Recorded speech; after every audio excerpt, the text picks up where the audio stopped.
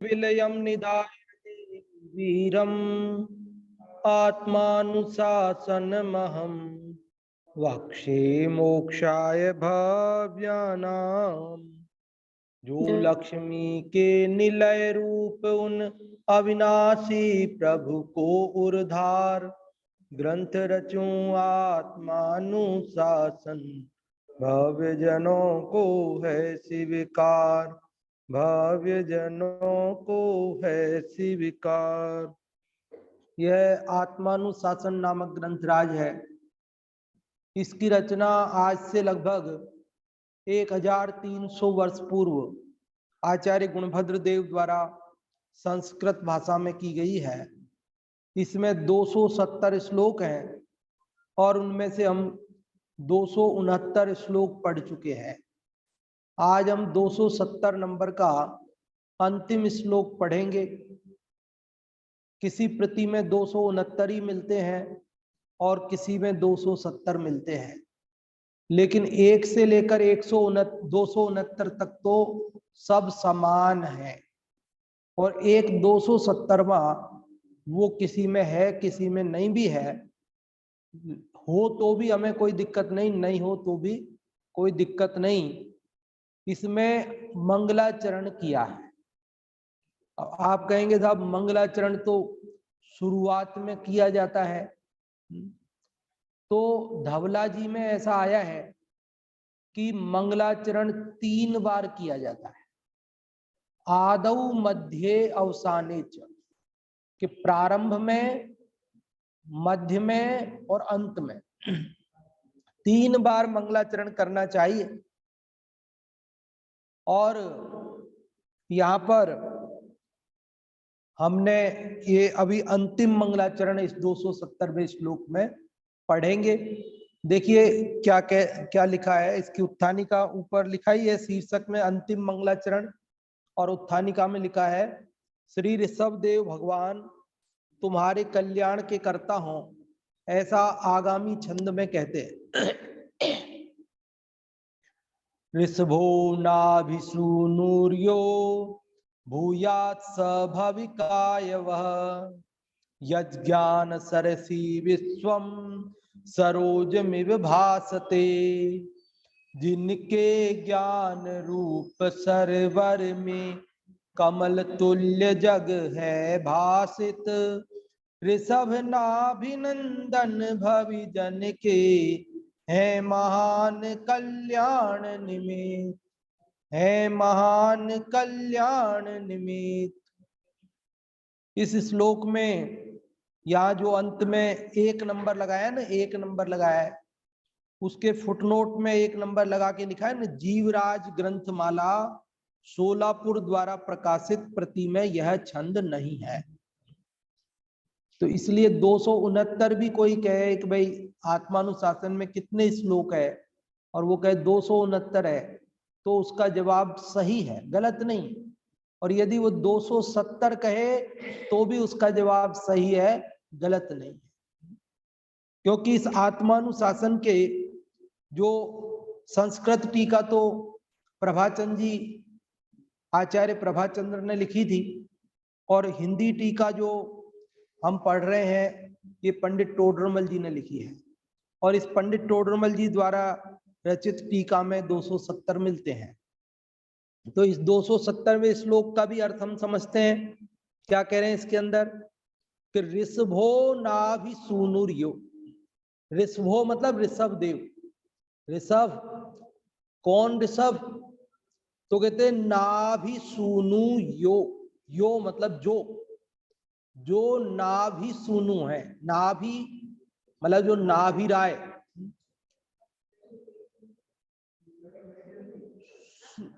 सूनु, सूनु का मतलब होता है पुत्र। सूनु अर्थात पुत्र, बेटा। तो यहाँ कह रहे कि ऋषभ जो कि नाभि के बेटे थे। कौन से ऋषभ देव की बात कर रहे हैं? जो प्रथम तीर्थंकर है ना ऋषभ देव, उनके माता का नाम, पिता का नाम नाभिराय और माता का नाम मरुदेवी था।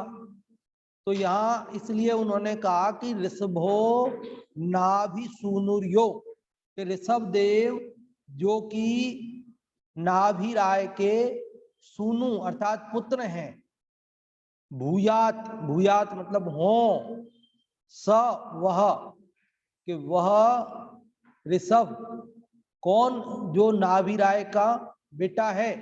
हम आदर में बहुवचन के रूप में बोलते हैं, इसलिए हम ऐसा बोलेंगे कि नाभि राय के पुत्र ऋषभ, सह, सह मतलब वे, भूयात हो, क्या हो, भविकाय कल्याण के लिए, भविकाय कल्याण के लिए, कल्याण के निमित्त हो, वह मतलब तुम सबके, तुम सबके कल्याण के निमित्त हो। हम महावीराष्टक बोलते हैं तो अंतिम पंक्ति में बोलते हैं महावीर स्वामी नयन पथगामी भवतु नह, तो नह मतलब हम सबके, और ये वह मतलब तुम सबके। नह का क्या मतलब था वहां, हम सबके, और ये वह मतलब तुम सबके। तो कह रहे ये ऋषभ देव जो नाभि राय के पुत्र हैं, वे तुम सबके, वह मतलब तुम सबके भविकाय कल्याण के निमित्त भूयात हो। पहली लाइन का अर्थ समझ में आया? क्या कहा कि ऋषभ देव जो कि नाभि राय के पुत्र हैं, वे आप सबके कल्याण के निमित्त हों। और नीचे की पंक्ति में कह रहे हैं कैसे हैं वे ऋषभ देव, तो एक विशेषता तो बता दी कि वो नाभि राय के पुत्र हैं, और दूसरी विशेषता बता रहे हैं यज ज्ञान सरसी, यत मतलब जो, ज्ञान सरसी ज्ञान रूपी सरोवर में, ज्ञान सरसी ज्ञान रूपी सरोवर में, यज ज्ञान सरसी जिनके ज्ञान रूपी सरोवर में विश्वम, ये विश्व, ये लोकालोक, सरोजम इव भासते, सरोज मतलब कमल, इव मतलब की तरह, भासते मतलब प्रतिभासित होते हैं, झलकते हैं, दिखते हैं, लगते हैं, महसूस होते हैं, कैसा भी कह सकते हैं। क्या यज ज्ञान सरसी जिनके ज्ञान रूपी सरोवर में विश्वम जगत, ए विश्व, सरोजम इव भासते किसकी तरह, कमल की तरह भासित होता है। देखो पूरे श्लोक का अर्थ क्या हुआ कि वे ऋषभ देव भगवान वो नाभि राय के पुत्र हैं जिनके ज्ञान सरोवर में सारा विश्व कमल की तरह प्रतिभासित हो रहा है, झलक रहा है, वे आप सबके कल्याण के निमित्त हों। तो इस प्रकार से यहां मंगलाचरण, अंतिम मंगलाचरण है ना। अपन जिनवाणी ये सभा शास्त्र सभा शुरू करते हैं तो कैसे करते हैं कि प्रारंभ में मंगलाचरण जिनवाणी स्तुति बोलते ना, स्याद्वाद नए सट द्रव्य गुण पर्याय और प्रमाण का, ये सब बोलते हैं अपन। और फिर अब ये बीच में तो सब मंगल ही मंगल चल रहा है, इसमें क्या है, सब बात मंगल है। और अंत में फिर अपन मंगल वापस करते हैं, जावाणी के ज्ञान ते सूझे लोकालोक, मतलब स्तुति करते हैं ना, प्रारंभ में करते हैं, अंत में करते हैं, मध्य में भी कर ही रहे हैं। ये सब स्तुति तो है कि जिनवाणी की जो चर्चा है वो सब मंगलमय है उसका। तो ऐसे ही हमारे आचार्य भगवान शास्त्र रचना करते हैं, तो वहां भी निरंतर निरंतर क्या करते हैं कि प्रारंभ में मंगलाचरण, अंत में मंगलाचरण, मध्य में भी मंगलाचरण। कहीं कहीं आपको वो सब सारा समाधान टोडरमल जी ने किया ही है आपको मोक्ष मार्ग प्रकाशक के पहले अधिकार में, आप मंगलाचरण क्यों करते हैं, किसी ग्रंथ में मंगलाचरण नहीं है, किसी में है तो क्या कारण है, तो वो सारी खुलासा वहां की है ना, वो सब समझ लेना आप। याद है ना, अभी तो मोक्ष मार्ग प्रकाशक पढ़ ही रहे हैं सुबह में, तो उसमें कोई मंगलाचरण कदाचित नहीं भी किया हो, किसी ग्रंथ में नहीं किया हो मान लो, तो ऐसा नहीं समझना मंगलाचरण नहीं किया। मंगलाचरण मन से किया जा सकता है ना, वचन से किया जा सकता है, काया से किया जा सकता है, कोई जरूरी थोड़ी कि ऐसे लिखा ही गया हो। मान लो कभी ऐसा भी होता है अपन ऐसे हाथ जोड़े तो कभी अपन ने बोल के काया से कर दिया ना, हाथ जोड़ दिए ढोक दिए। कभी अपन जो है क्या नाम से मन में ही बोल लेते हैं, कई बार हम बोल के उच्चारण करके बोलते हैं। तो अलग अलग ढंग से कर, क्योंकि अब आप मतलब शुरुआत में आए तब तो आपने स्तुति पढ़ी, और बीच में आए तो क्या करते हो आप कि फिर आपको पूरी स्तुति बोलने के लिए तो आप डिस्टर्ब करोगे, तो हाथ जोड़ के बैठ जाते हो बस जिनवाणी को। ऐसे अंत में पूरी सभा पूरी होने पे जाते हो तब तो अपन जिनवाणी स्तुति बोल के जाते हैं, और बीच में कोई काम आ जाता है अपन को तो जाते हैं तो क्या करते हैं, हाथ जोड़ के चले जाते हैं, ढोक दे के चले जाते हैं। तो मंगलाचरण है ना, कर दिया हमने, स्तुति कर दी उसमें। तो अनेक ढंग से किया जाता है मंगलाचरण। कहीं नमस्कार रूप में किया जाता है इष्ट देव को, कहीं पर मंगलाचरण कैसे किया जाता है, कहीं वस्तु निर्देश रूप में भी किया जाता है कि इस ग्रंथ में हम क्या बताने वाले हैं वो भी कह करके कर दिया जाता है। कहीं दोनों का मिक्स भी होता है कि नमस्कार भी होता है, वस्तु निर्देश भी होता है। जैसे इस आत्मानुशासन का जो मंगलाचरण है वो मिक्स वाला है।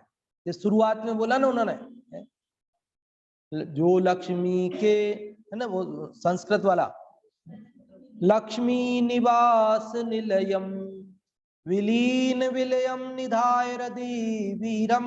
एक लाइन में तो हो गया नमस्कार कि मैं उन वीर भगवान को अपने हृदय में विराजमान करके, और नीचे की पंक्ति में हो गया वस्तु निर्देश, आत्मानुशासन महम वक्षे मोक्षाय भव्यानाम।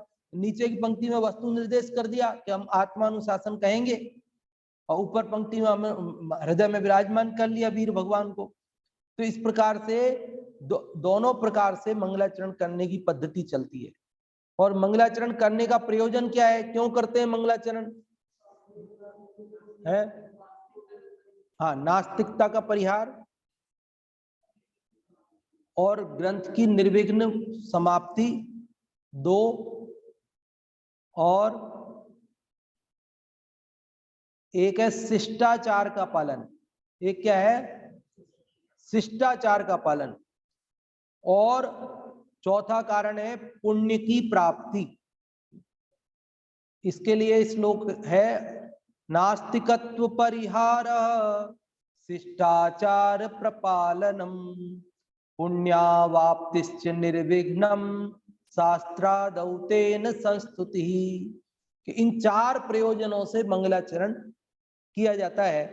प्रथम नास्तिकत्व परिहार है, नास्तिकता का परिहार कर, जगत को यह बताना है कि देखो हम नास्तिक नहीं है, हम ईश्वर भगवान को मानते हैं, हम लोक परलोक की सत्ता मानते हैं, स्वर्ग नरक की मोक्ष की सत्ता को मानते हैं, आत्मा को मानते हैं, परमात्मा को मानते हैं। हम नास्तिक नहीं, कुछ नहीं होता कि कुछ नहीं है तो फिर किसको नमस्कार करेगा वो। लेकिन हम नमस्कार कर रहे हैं ना हमारे इष्ट देव को, मोक्षगत नर श्रेष्ठ की भक्ति कर रहे हैं ना हम, तो मोक्षगत नर श्रेष्ठ की भक्ति कर रहे हैं मतलब मोक्ष मान रहे हैं हम और मोक्ष मान रहे हैं तो संसार भी मान रहे हैं, जीव को अनादि निधन भी मान रहे हैं, क्योंकि जो संसार में था वही मुक्ति को प्राप्त हुआ है। तो हमने जो मंगलाचरण किया ना, इससे हमारा आस्तिकपना प्रकट हो गया। पहले तो ये वाद विवाद का युग था ना, लोग बहस करते थे, चर्चाएं करते थे, एक दूसरे से धर्म चर्चा करते थे, खंडन मंडन चलता था। तो अब नास्तिक आदमी हो जिसे विश्वास ही नहीं है, उससे क्या चर्चा करे बताओ। कई बार ऐसा होता है ना, हम लोगों के साथ भी होता है, कई कहते थे उनको समझा दो, इनको समझा दो, कोई चर्चा करने लग जाते हैं। अब हम कहते साहब जिनवाणी में ऐसा लिखा है, वो कहते मैं जिनवाणी नहीं मानता जी हम कह जिनेंद्र भगवान ने ऐसा कहा है, कौन से जिनेंद्र भगवान, किसने देखे, मैं नहीं मानता जी तो आप बताओ कैसे बताएं? हम मानते हैं इसलिए हम आस्तिक है। अब जो नास्तिक है उसको कैसे समझाएं, क्या समझाएं, कैसे समझाएं बताओ? अब जो चीजें आंखों से नहीं दिखती है, अब स्वर्ग है, नरक है, जो हमें अभी आंखों से नहीं दिख रहे हैं, आत्मा जो आंखों से नहीं दिख रहा है, अब कुछ तो आस्तिकता चाहिए ना उसके अंदर, तभी तो वो बातें समझाई जा सकती हैं। बाकी तो उन बातों को कैसे समझाए बताओ। तो उसको इसलिए नास्तिक व्यक्ति से तो चर्चा भी करना कोई पसंद नहीं करता था। इसलिए ये तिलक लगाते हैं ना, तिलक, ये तिलक लगाने की परंपरा इसीलिए है कि तिलक लगा हुआ है, इसका मतलब आदमी आस्तिक है, इससे आप बात कर सकते हो, कोई दिक्कत नहीं है। मानता है, किसी न किसी को मानता है, कुछ मानता है ना। तिलक लगा रखा मतलब भगवान मान रहा है ना, कोई सा भगवान मान रहा, मान तो रहा है, मान रहा है, भगवान को मान रहा है, कोई सत्ता ऐसी मान रहा है। और तिलक नहीं लग रहा है, इसका मतलब ये आदमी नास्तिक है, इसको किसी भगवान में, कोई किसी में सत्ता में किसी का विश्वास नहीं है इसको, इसलिए तिलक लगाते थे। हर आदमी तिलक लगाता था जो आस्तिक होता था वो, और जो नास्तिक होता तो वो नहीं लगाता था। तो अपन तो मानते ही नहीं, तो अपन क्यों लगाएंगे। तो पहले तिलक देख के बात की जाती थी, तिलक नहीं लग रहा तो बोले इससे बात करना बेकार है, बहस हो जाएगी, अभी झगड़ा हो जाएगा, मानेगा नहीं बात को, इसका भी मन खराब होएगा, हमारा भी मन खराब होएगा। तो ऐसी अब ये प्राचीन काल में छोटी छोटी चीजें किस किस प्रकार से चली, अब हम भी ज्यादा नहीं जानते, लेकिन कुल मिला के वो सब निरर्थक नहीं है, उनमें कोई ना कोई प्रयोजन कभी ना कभी किसी न किसी रूप में रहा होगा। तो ये मंगलाचरण में नास्तिकत्व परिहार है, हमने मंगलाचरण किया मतलब हम नास्तिक नहीं है। और शिष्टाचार पालन, शिष्टाचार क्या है कि अपने से बड़ों का स्मरण करके काम प्रारंभ किया जाता है। युद्ध में लड़ने के लिए जाते हैं तो भी अपने बड़ों का आशीर्वाद लेके जाते हैं, कोई भी काम के लिए निकलते हैं, परीक्षा देने के लिए बच्चे जाते हैं तो माता पिता का आशीर्वाद लेकर जाते हैं, भगवान के दर्शन करके जाते हैं, है ना। अब आपको हर चीज को मिथ्यात्व से जोड़ने की जरूरत नहीं है कि साहब वो नंबर अच्छे पाने के लिए, परीक्षा में अच्छे सफलता के लिए ही मंदिर में ढोक दे के जा रहा है। अरे वो ढोक दे के जा रहा है, ये शिष्टाचार भी है हमारा, ये हमारा शिष्ट। अब कई लोग, अरे साहब वो शांति विधान कर रहे हैं, विवाह शादी से पहले शांति विधान कर रहे हैं, तो उनके कोई मिथ्यात्व होगा उनके मन में कि साहब हमारा ये विवाह का कार्यक्रम शांति से निपट जाए। अरे भैया ऐसा ही कोई जरूरी नहीं है। अरे शिष्टाचार का पालन, हम भगवान को मानते हैं, जब इतने सारे काम हम राग रंग के करने वाले हैं तो पहले वीतरागता के उपासना करके फिर हम जाएंगे, ताकि हमें उस राग का जहर ज्यादा नहीं चढ़े। हम यहाँ से वो नागदमनी सूंघ करके जाएंगे। शांति विधान जो किया जाता है ना ये विवाह आदि के पूर्व में, इसीलिए तो हम और हमारे रिश्तेदार परिवार के सब भैया पहले भगवान का भक्ति भाव करो, और ये समझ लो कि ये सब जो राग रंग अपने को करना पड़ रहा है सब कोई प्रयोजन भूत नहीं है, इसमें ज्यादा रचना बसना नहीं। ठीक है अपने गृहस्थी का काम है, करना पड़ता है अपने को, तो करेंगे, लेकिन उसमें अपने को ज्यादा उलझना नहीं है, वीतरागता ही सार है, ये बात अपने को ध्यान रहे। इसलिए विशेष आयोजन करके और सबको बुला करके अपने और वो करा के फिर उसमें लगते हैं। तो ये चलो ये अभी ज्यादा देर राग रंग में रहेंगे ना, तो थोड़ा ज्यादा देर यहाँ पूजा में भक्ति भाव में रह करके फिर और उधर इतना पाप बंधेगा तो इधर इतना पुण्य बांध करके कम उसको बराबर तो कर दें। पुण्यवाप्तिश्च, पुण्य की प्राप्ति और निर्विघ्न शास्त्र की समाप्ति। अब पुण्य बंधन होगा तो निर्विघ्न समाप्ति भी होगी। और अगर कदाचित मंगलाचरण करने, अब वो तो सब प्रश्न उठाए, अब उन सबके लिए तो अवकाश नहीं इतना अपने पास कि कोई मंगलाचरण करते हैं फिर भी शास्त्र अधूरे रह जाते हैं, कोई मंगलाचरण नहीं करते हैं फिर भी शास्त्र उनके पूरे हो जाते हैं, उनका क्या कारण। ये सब चीजें बहुत उहापोह किया टोडरमल जी साहब ने, वो सब अपने को जानना चाहिए। उससे मोक्ष मार्ग प्रकाशक के पहले अधिकार थे, वापस से अगर भूल गए तो वापस से पढ़ ले, उसमें क्या है। तो कहने का मतलब ये है कि ये मंगलाचरण करने का जो विधान है, परंपरा है, ये चली आती है हमारे यहाँ। और धवला जी में 3 बार मंगलाचरण की परंपरा के लिए कहा है, और यहाँ पर भी ये अंतिम मंगलाचरण हम पढ़ रहे हैं। इस श्लोक का अर्थ हमने पढ़ा कि ऋषभ देव जो नाभिराय के पुत्र हैं, जिनके ज्ञान सरोवर में सारा विश्व कमल की भांति झलक रहा है, वे आप सबके कल्याण के लिए हों।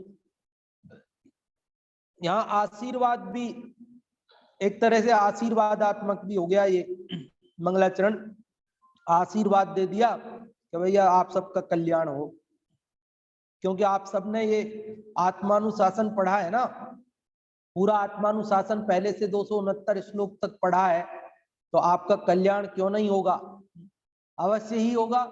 इसलिए ये आशीर्वाद भी है कि ऋषभदेव आपके कल्याण के निमित्त बने, क्योंकि वर्तमान इस काल में, अवसर्पणी काल में ऋषभदेव ही शासन नायक हैं, मतलब शासन प्रवर्तक हैं, आदि प्रवर्तक हैं। इस युग के आदि में ऋषभदेव हुए और उन्होंने ही ये जो मुक्ति का मार्ग हम सबको बताया है, जो 269 श्लोकों में लिखा गया है, वो सब किसका माल है? वो इस अवसर्पणी काल के 24 तीर्थंकर जो हैं, उनमें प्रथम ऋषभदेव, इसलिए ऋषभदेव को याद किया। और वैसे ऋषभादि अगर ऐसा समझे तो सभी 24 तीर्थंकर ले लो आप, क्योंकि सबने तो एक ही बात कही है, कोई नई बात थोड़ी कही। महावीर स्वामी ने और ऋषभदेव ने कोई अलग अलग बातें थोड़ी कही है, ऋषभ से महावीर तक सबने एक ही बात कही। अब कई लोगों को ये लगता है सब महावीर की क्या विशेषता, अगर उन्होंने कोई अलग बात नहीं कही तो कोई अलग बात कहनी चाहिए उनको, तब जाकर के उनकी खासियत हो। लोगों को ऐसा लगता है ना, अब शास्त्र में जो लिख रही वही मैंने आपको बताई, तो मेरी क्या खासियत रही? मेरी खासियत तो तब हो जब शास्त्र में जो नहीं लिख रही वो मैं बता दूं। तो बताओ, शास्त्र में जो लिख रही वही मैं बताऊं, ये मेरी खासियत होनी चाहिए कि जो शास्त्र में नहीं लिख रही वो मैं बता दूं, वो खासियत होनी चाहिए। अरे जो शास्त्र के अलावा कोई बात मैं मेरे मन से कल्पित बताऊंगा तो उसमें क्या दम है? असल बात तो यह है ना कि शास्त्र में जो लिख रही वही मैं बता दूं आपको, बस ठीक है। उसको सरल रूप में अपने बोलचाल की भाषा में, उदाहरण से कैसे भी अपनी बात समझ में आ जाए, बस इतनी सी बात है। तो ऋषभदेव से महावीर तक सबने एक ही बात कही है, लेकिन यहाँ ऋषभदेव को याद किया है क्योंकि वे इस युग के आदि प्रवर्तक हैं। यहाँ पर मुक्ति के मार्ग के विधाता हैं। वो विधाता मतलब बनाया नहीं है उन्होंने, बताया ही है, क्योंकि ये तो अनादि निधन है। क्योंकि इस 24 से पहले भी उत्सर्पणी में 24 थी, उसके पूर्व अवसर्पणी में 24 थी। ऐसे अनादि से 24 होती आई हैं और अनंत काल तक होती रहने वाली हैं। इसलिए ये तो केवल इस युग की अपेक्षा से ऋषभदेव को याद किया है। और वे नाभिराय के पुत्र हैं ऐसा कहकर के उन्होंने, जैसे ऋषभ नाम के और भी कोई हो तो उन्होंने अलग कर दिया कि भाई वो नाभिराय के पुत्र जो ऋषभदेव प्रथम तीर्थंकर, उन्हीं की बात है भैया। अब देखो, वो तो गृहस्थ दशा में जब जन्म हुआ तब नाभिराय के बेटे हैं, लेकिन हम भूत नैगम्य से उनको नाभिराय के बेटे कह रहे हैं। बाकी तो जो मुक्त हो गए, और उसके बाद कौन पिता कौन पुत्र, लेकिन पूर्व भूत नैगम्य से वो जब जन्म हुआ गृहस्थ अवस्था में थे, तब की अपेक्षा से उनको नाभिराय के पुत्र कहे।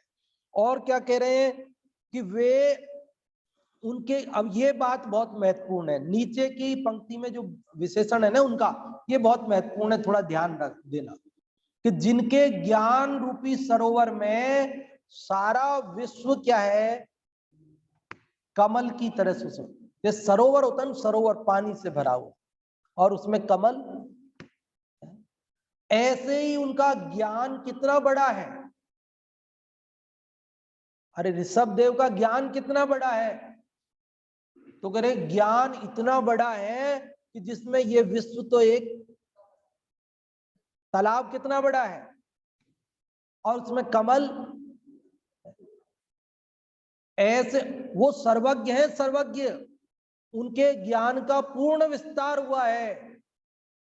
अरे ये विश्व ही नहीं, ऐसे अनंत विश्व होते तो वो अनंत विश्व भी उनके ज्ञान में जान ले पाते। ऐसे अनंत विश्व भी होते ना, अनंत विश्व, तो वो भी उनके ज्ञान में झलकने में समर्थ है। ऐसा उनका ज्ञान का विस्तार है। कई लोगों को लगता है कि साहब वो तो उनके ज्ञान में तो सब थोड़ी झलकता होगा, सबको कैसे जानते होंगे, सर्वज्ञ कैसे होते होंगे, थोड़ा बहुत जान लेते होंगे। ऐसा नहीं है। केवल ज्ञान का, सर्वज्ञता का स्वरूप हमें ख्याल में नहीं आता। वे भूतकाल में नष्ट हुई पर्यायें भविष्य में जो होंगी वो सब हाथ पे रखे आंवले के समान स्पष्ट। कई लोग तब वो पढ़ेगा तो पास हो जाएगा, नहीं पढ़ेगा तो फेल हो जाएगा। बोले ऐसे तो आप और हम ही जान लेते, भगवान क्या जान। भगवान तो ये जानते हैं कि ये पढ़ेगा और ये पास होएगा, ये नहीं पढ़ेगा और ये पास नहीं होएगा, उनको सब पता है।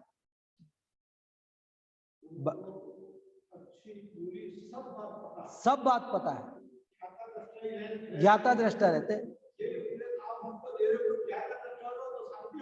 बस ये शांति हो जाएगी। वो ज्ञाता दृष्टा है, सारा विश्व झलकता है।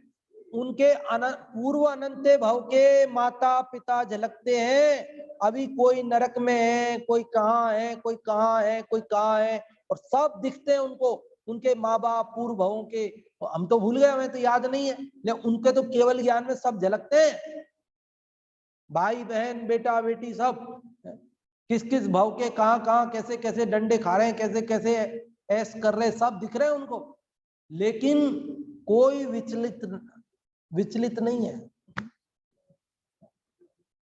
इसीलिए दौलत राम जी ने लिखा, सकल ज्ञेय ज्ञायक तदपि निजानंद रसलीन, सूजिनेन्द्र जयवंत नित हरिरज रस बीन। तो सकल ज्ञेय ज्ञायक, समस्त ज्ञेयों के ज्ञायक होने पर भी, तदपि होने पर भी निजानंद रसलीन, अपने आत्मा के आनंद में लीन रहते हैं। हम तो जानते ही से परेशान हो जाते हैं। हम तो तुरंत राग या द्वेष कर लेते हैं, लेकिन वे सबको जान करके भी किसी से न राग करते हैं न किसी से द्वेष करते हैं। इसीलिए तो हमको सर्वज्ञता नहीं होती है। हम चाहते बहुत ज्ञानी हो जाए, सब आ जाए। अरे तुम क्या करोगे, ज्यादा जानोगे, ज्यादा है। ज्ञान दुख रूप नहीं है, लेकिन जो हमारे राग है ना वो दुख रूप है। यहाँ सर्वज्ञता से पहले वीतरागता होती है। पहले 12वें गुणस्थान में जीव वीतरागी होता है और फिर 13वें में वो सर्वज्ञ होता है। तो वीतरागता पहले और सर्वज्ञता बाद में। तो भैया पहले तुम हो तो जाओ ऐसे कि सब दिख जाए और तुम परेशान नहीं हो, ऐसे हो तो जाओ पहले, क्योंकि ऐसे नहीं होगे और सब दिखने लग गया तो बड़ी मुश्किल हो जाएगी।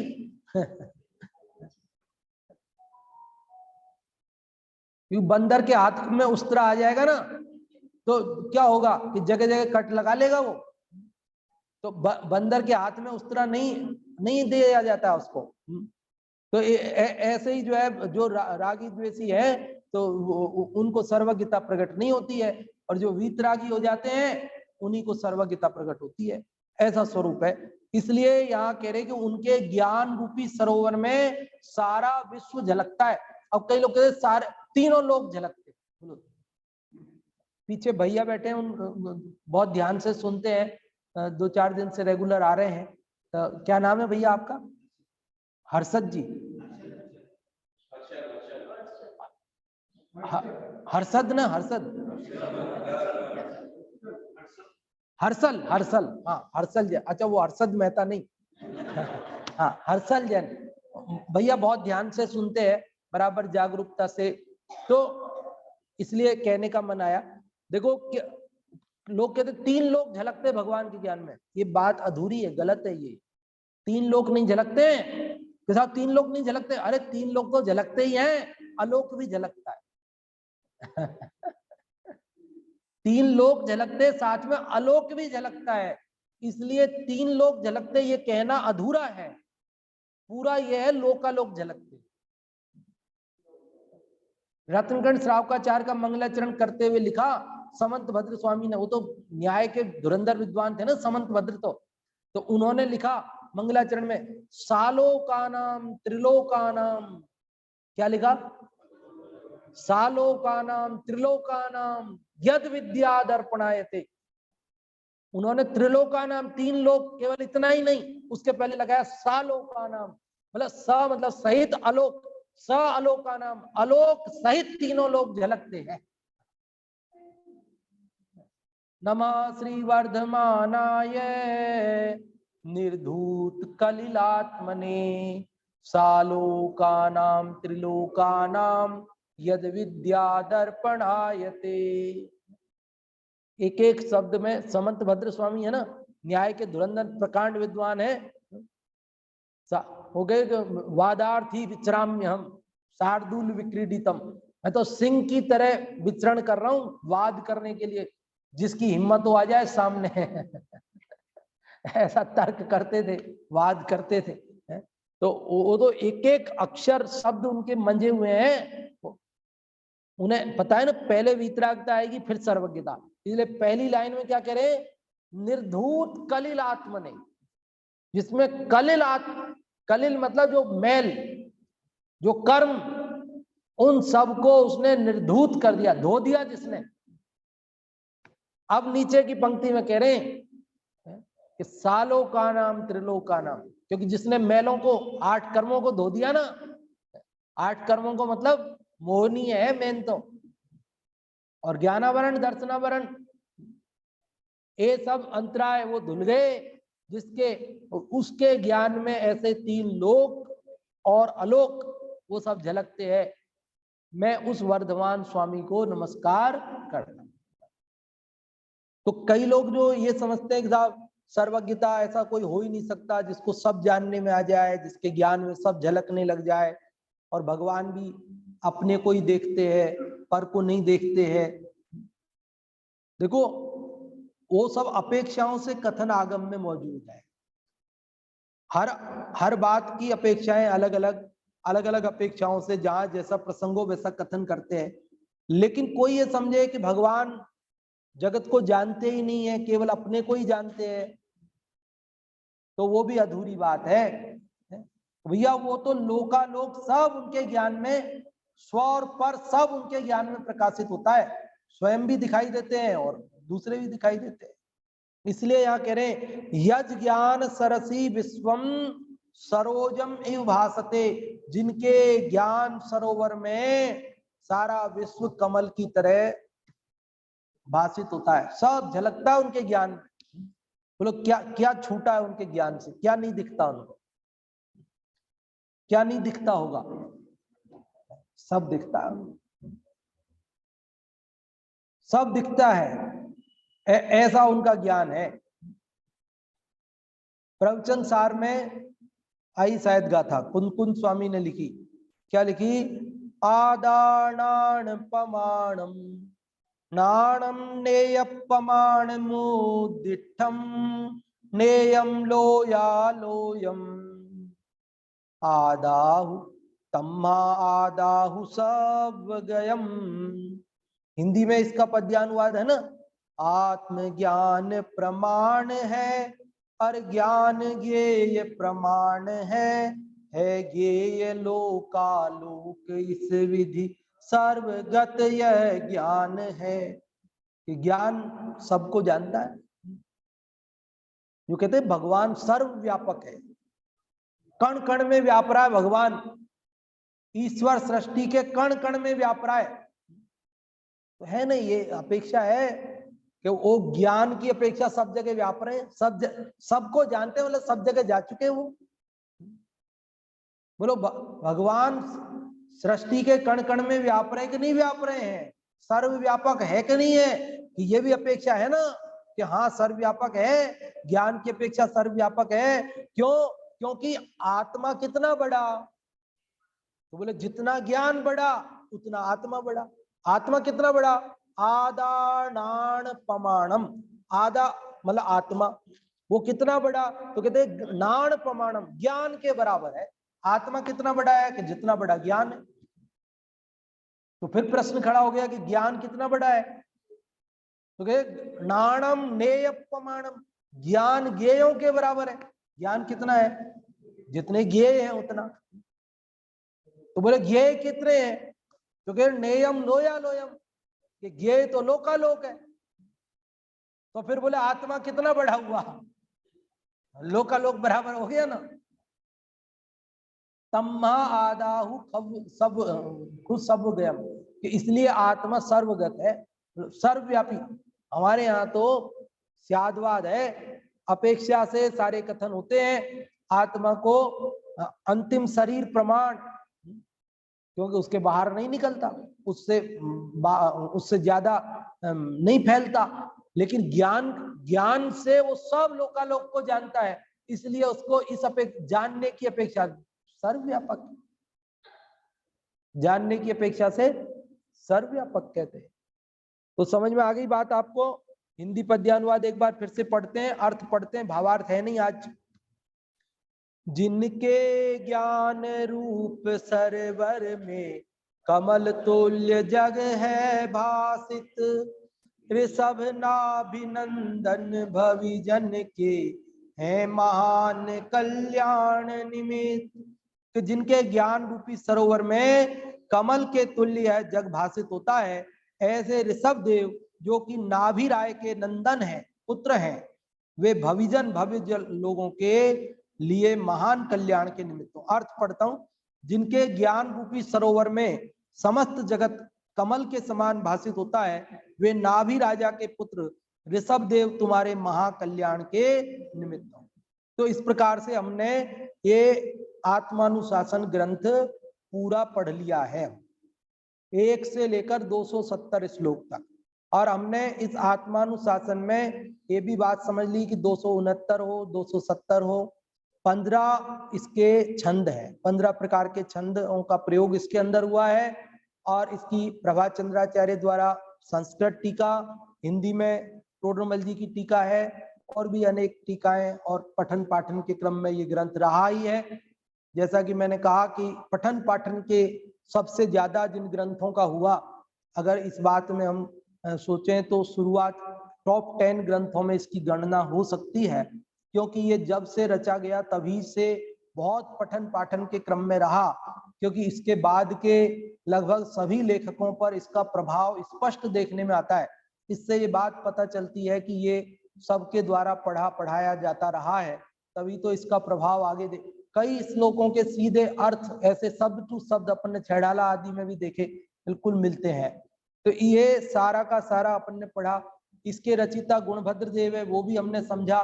गुणभद्र देव के गुरु जिनसेन द्वितीय है, वो भी समझा। उनके दादा गुरु वीरसेन है, वो भी समझा। और वीरसेन जो जिन्होंने धवला और जय धवला की टीका, मतलब जो टीका तैयार की है ना, जो सठखंडागम है अपना, सठखंडागम के जो शुरुआत के 5 खंड हैं, उन पर जो टीका है उसको धवला बोलते हैं। और जो अब ये जो अपन श्रुत पंचमी पे पूजन करते हैं ना, श्रुत पंचमी की, तो वहां एक पंक्ति हर छंद में बोलते हैं अपन, क्या बोलते हैं? धवल महाधवल जय धवल पूजन कर लूं, ऐसा बोलते हैं ना, कि धवल जय धवल महाधवल पूजन कर लूं। ये धवल जय धवल महाधवल क्या है? धवल जय धवल महाधवल क्या है कि ये जो सठखंडागम है ना, सठखंडागम, इसके 5 खंडों की जो टीका है, शुरू के 5 खंडों की, उसको बोलते धवल। धवला बोलो, धवल बोलो, ठीक है। और एक कसाय पाहुड़ ग्रंथ है जिसकी रचना इस सठखंडागम से भी पूर्व में गुणधर आचार्य के द्वारा हो चुकी थी, ऐसा इतिहास में सिद्ध हुआ है। तो वो उसकी टीका भी इन्होंने रची थी, वीरसेन स्वामी। उसका नाम है जय धवला, वो जय धवला। अच्छा, फिर महाधवला क्या है? तो महाधवला वास्तव में अलग से तो कुछ नहीं है, देखो मैं बता दूंगा आपको। लेकिन जो सठखंडागम है उसके 5 खंडों की टीका तो धवला है, और जो 6वां खंड है जिसका नाम महाबंध है, वो बहुत विशाल है, बहुत बड़ा है और बहुत सरल है। और वो सरल होने से उसके ऊपर टीका रचने की जरूरत नहीं लगी, कि वैसे ही समझ में आ जाता है, इसलिए उसकी टीका नहीं रची गई है। लेकिन वो बहुत बड़ा है ना, इसलिए उसको, अब इन 5 को धवला बोलते तो उसको महाधवला, छठे खंड को महाधवला बोलते हैं लोग, प्रचलन में आ गया। इसलिए 5 खंड की टीका का नाम है धवला, और 6वें खंड की टीका नहीं है, उस 6वें खंड का ही नाम महाधवला है, बोलते हैं लोग। है तो महाबंध, मूल नाम तो महाबंध है, लेकिन लोग महाधवला भी उसको बोलते हैं उसी को ही महाधवला।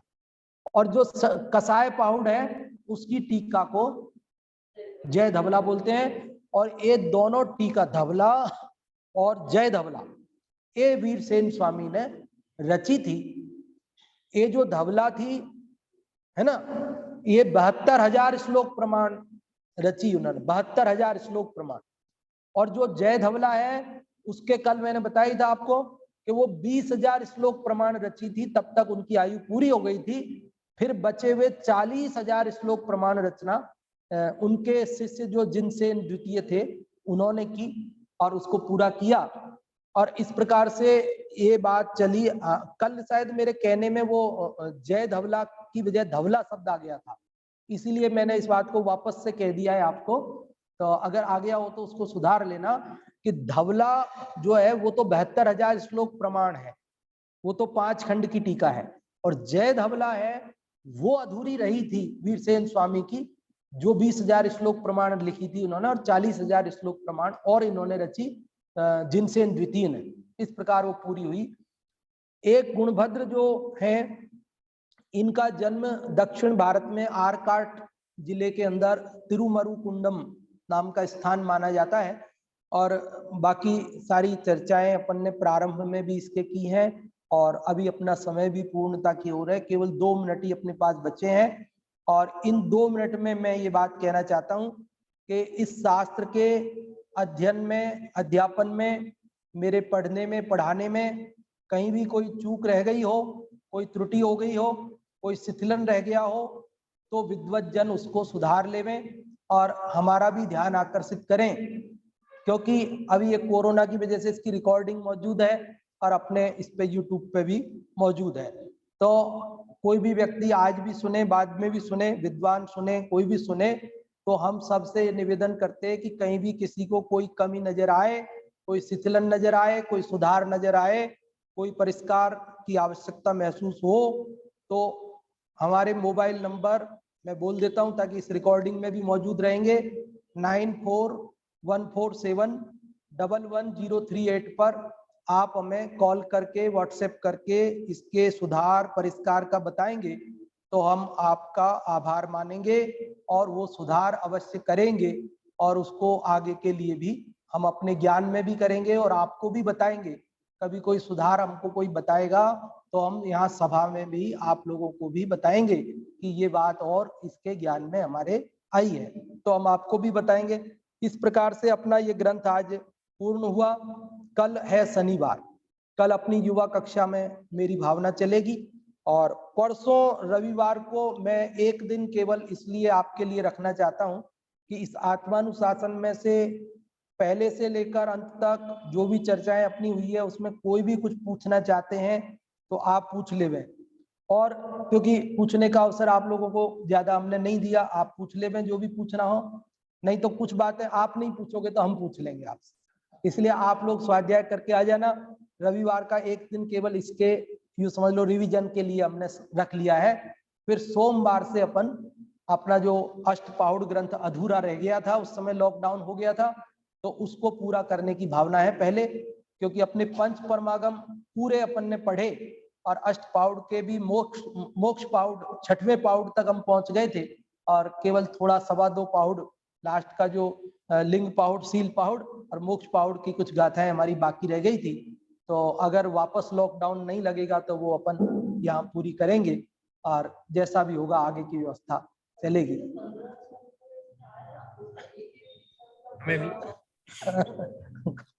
करेंगे संडे को।